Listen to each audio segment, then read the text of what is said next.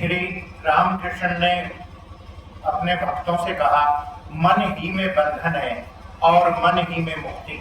मैं मुक्त पुरुष हूँ, चाहे संसार में रहूं चाहे अरण्य में, मुझे बंधन कैसा। मैं ईश्वर की संतान हूँ, राजाधिराज का बेटा, मुझे भला कौन बांध सकता है।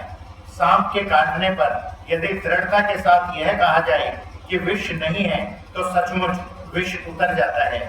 उसी प्रकार दृढ़ता के साथ यह कहते कहते कि मैं बद्ध नहीं, मैं मुक्त हूँ, वास्तव में वैसा ही हो जाता है। मनुष्य मुक्त ही हो जाता है। किसी ने ईसाइयों की एक किताब दी थी, मैंने पढ़कर सुनाने के लिए कहा। उसमें केवल पाप ही भरा था। केशव के प्रति तुम्हारे ब्रह्म समाज में भी केवल पाप ही सुनाई देता है। जो व्यक्ति बार बार मैं बद्ध हूँ कहता रहता है, वह बद्ध ही हो जाता है। जो दिन रात मैं पापी हूँ यही रटता रहता है, वह सचमुच पापी ही बन जाता है। ईश्वर के नाम पर इस प्रकार का ज्वलंत विश्वास होना चाहिए। मैंने उनका नाम लिया है, अब भी मुझ में पाप रह सकता है। मुझ में भला पाप कैसा, मुझे भला बंधन कैसा। कृष्ण किशोर सनातनी हिंदू था, सदाचार निष्ठ ब्राह्मण। एक बार वह वृंदावन गया था। एक दिन घूमते घूमते उसे प्यास लगी। उसने एक कुएं के पास जाकर देखा, एक आदमी खड़ा है। उसने उससे कहा, चोरे तो मुझे एक लोटा पानी पिला। तू कौन जात है? वह बोला, महाराज मैं नीची जाति का हूँ, चमार हूँ। कृष्ण किशोर ने कहा, तो शिव शिव कह, ले अब पानी खींच दे। भगवान का नाम लेने से मनुष्य का शरीर मन सब कुछ शुद्ध हो जाता है। केवल पाप नरक यही सब बातें क्यों। एक बार कहो कि कुछ अयोग्य काम किए हैं, उन्हें फिर नहीं करूंगा और उनके नाम पर विश्वास रखो। श्री रामकृष्ण प्रेमोन्नत होकर नाम महात्मा गाने लगे। मैंने माँ के निकट केवल भक्ति मांगी थी। हाथ में फूल लेकर माँ के पाद पद्मों में चढ़ाया था। कहा था, माँ यह लो तुम्हारा पाप, यह लो तुम्हारा पुण्य, मुझे शुद्ध भक्ति दो। यह लो तुम्हारा ज्ञान, यह लो तुम्हारा अज्ञान, मुझे शुद्ध भक्ति दो। यह लो तुम्हारी शुचिता, यह लो तुम्हारी अशुचिता, मुझे शुद्ध भक्ति दो। यह लो तुम्हारा धर्म, यह लो तुम्हारा अधर्म, मुझे शुद्ध भक्ति दो। एक राम प्रसाद का गीत सुनो। चल मन घूमने चले, काली रूपी कल्प तरु के नीचे, तुझे धर्म अर्थ काम मोक्ष चारों फल पड़े मिल जाएंगे। अपनी प्रवृत्ति और निवृत्ति इन दो पत्नियों में से तो केवल निवृत्ति को ही साथ ले। उसके विवेक नामक बेटे से तत्व ज्ञान की बातें पूछना। शुचि अशुचि दोनों को साथ लेकर तो दिव्य गृह में कब सोएगा। जब इन दो सोतों में प्रीति स्थापित होगी तभी तो श्यामा माँ को पाएगा। अहंकार और अविद्या तेरे पिता और माता हैं, दोनों को भगा दे। यदि मोह तुझे पकड़कर खींचे तो तू धैर्य रूपी खूंटे को पकड़े रहे। धर्म अधर्म इन दो बंधनों को उपेक्षा रूपी खूंटी से बांधे रख। यदि वे नहीं माने तो ज्ञान खड़क के द्वारा उनका बलिदान कर देना। प्रवृत्ति नामक पहली पत्नी की संतानों को दूर ही से समझाना। यदि वे न माने तो उन्हें ज्ञान सिंधु में डुबो देना।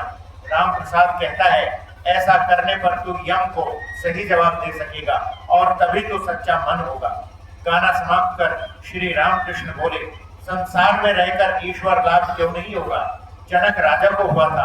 राम प्रसाद ने कहा था, यह संसार धोखे की जगह है, परंतु ईश्वर के चरण कमलों में भक्ति होने पर यह संसार मौज की जगह है। मैं यहाँ खाता पीता और मौज उड़ाता हूँ। जनक राजा महातेजस्वी था, उसकी किसी बात में कसर नहीं थी। उसने यह और वह दोनों बाजू संभाल कर दूध का प्याला पिया था, परंतु कोई एकदम फट से जनक राजा नहीं बन जाता। जनक राजा ने निर्जन में बहुत तपस्या की थी। संसार में रहते हुए भी बीच बीच में एकांतवास करना चाहिए।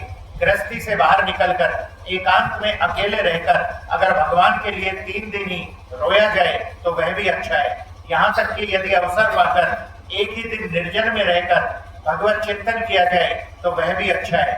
लोग स्त्री पुत्रों के लिए रोकर लोटा भर आंसू बहाते हैं, ईश्वर के लिए भला कौन रोता है। बीच बीच में निर्जन में रहकर भगवत प्राप्ति के लिए साधना करनी चाहिए। संसार के भीतर विशेषकर काम काज की झंझट में रहकर प्रथम अवस्था में मन को स्थिर करते समय अनेक बाधाएं आती हैं। जैसे रास्ते के किनारे लगाया हुआ पेड़ जिस समय वह पौधे की स्थिति में रहता है उस समय घेरा न लगाने पर गायें बकरियां खा जाती हैं। प्रथम अवस्था में घेरा, किंतु बाद में तना मजबूत होने पर घेरे की आवश्यकता नहीं रहती। फिर उसे हाथी बांधने पर भी कुछ नहीं होता। रोग तो हुआ है सन्निपात का, पर जिस कमरे में सन्निपात का रोगी है उसी कमरे में पानी का घड़ा और इमली का अचार रखा है। अगर रोगी को आराम पहुंचाना चाहते हो तो पहले उसे उस कमरे से हटाना होगा। संसारी जीव मानो सन्निपात का रोगी है और विषय है पानी का घड़ा। विषय भोग तृष्णा मानो जल तृष्णा है। इमली अचार की बात सिर्फ सोचते ही मुंह में पानी आ जाता है। वे चीजें पास नहीं लानी पड़ती।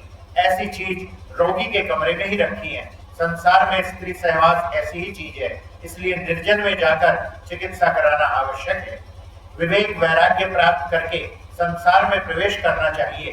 संसार समुद्र में काम क्रोधादि मगर हैं। बदन में हल्दी मलकर पानी में उतरने पर मगर का डर नहीं रहता। विवेक वैराग्य ही हल्दी है। सत सत विचार का नाम विवेक है। ईश्वर ही सत्य है, नित्य वस्तु है, बाकी सब असत अनित्य 2 दिन के लिए है। यह बोध ही विवेक है। और ईश्वर के प्रति अनुराग चाहिए, प्रेम आकर्षण चाहिए, जैसा गोपियों का कृष्ण के प्रति था। एक गाना सुनो। गाने का भावार्थ। विपिन में बंसी बज उठी, मुझे तो जाना ही होगा। शाम मेरी राह देख रहा है, तुम लोग चलोगी या नहीं बताओ। तुम लोगों के लिए शाम एक नाम है, पर सखी मेरे लिए शाम हृदय की व्यथा है। बंसी तुम्हारे कान में बजती है, पर मेरे तो वह हृदय में बजती है। शाम की बंसी बज रही है। हे राधे अब चलो, तुम्हारे बिना कुंज में शोभा नहीं आती।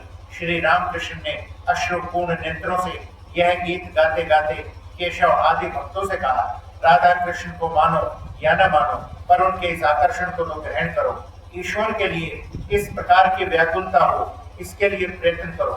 व्याकुलता के आते ही उन्हें प्राप्त किया जा सकता है। धन्यवाद।